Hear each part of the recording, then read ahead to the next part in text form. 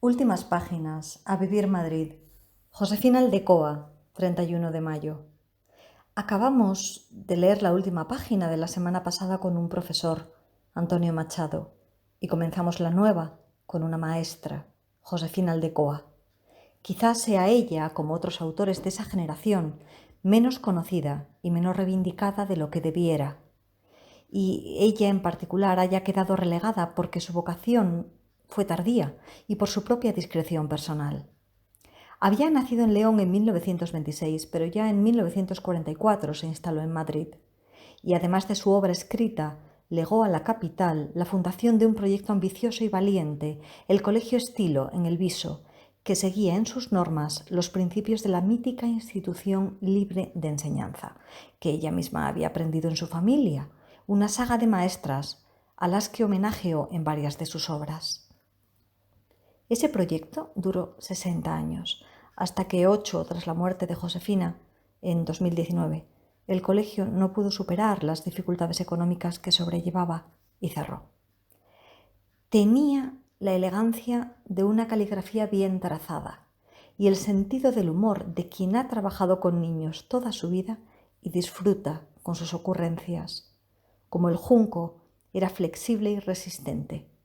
Su capacidad de trabajo y la diversidad del mismo, como pasaba en el caso de Carmen Martín Gaite, a quien la unió una larga amistad, resulta sorprendente.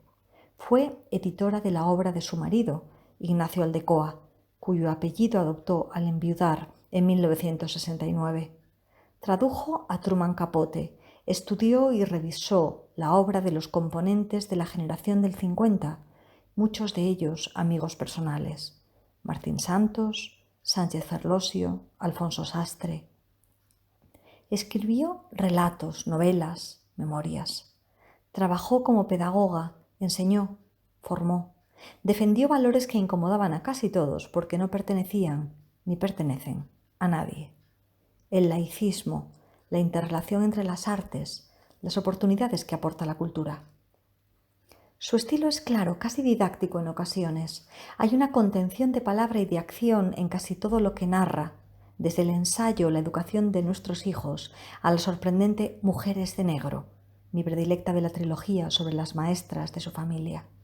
De hecho, cuando se aleja de ella, como ocurre en su última novela, Hermanas, o en La casa gris, el lector no reconoce del todo la voz sobria y el tono limpio habitual. Quizás porque se publicaron con gran retraso obras de juventud en las que su estilo se estaba forjando y puliendo y el orden cronológico no se corresponda con el de lectura. Es muy interesante, sin embargo, comprobar esa evolución, los rizos y vueltas que desaparecen cuando se impone la personalidad de la autora. La serenidad casi nunca parece relevante en la vida de los escritores. En el caso de las autoras, las invisibiliza porque rompe el tópico de que una mujer intelectual ha de ser necesariamente desgraciada, excesiva, visceral y castigada por ello. Yo he aprendido más de la suave voz de Josefina Aldecoa que de los aspavientos de otros mediocres. Quizás aún se encuentre en la página equivocada. El tiempo dirá.